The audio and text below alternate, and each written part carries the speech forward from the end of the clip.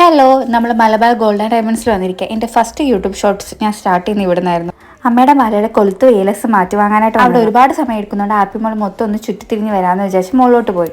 ആദ്യം ഞങ്ങൾ ചെരുപ്പ് നോക്കാനായിട്ട് കയറി. ഒരിടത്ത് കല്യാണം, മറ്റടുത്ത് പാലാച്ചം. അതുപോലെയായിരുന്നു ഇവിടെ.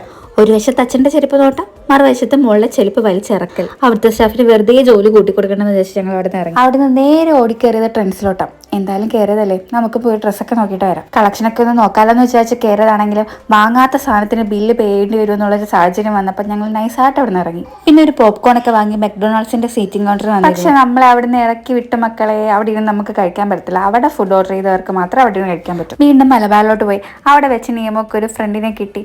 ആദ്യം ടീം ഒളിച്ചിട്ട് നാണമൊക്കെ ആയിട്ട് നിന്നെങ്കിലും പിന്നെ ഞങ്ങൾ കമ്പനിയായി, നല്ല ഫ്രണ്ട്സായി. അപ്പം അതാ കോഫി എത്തി.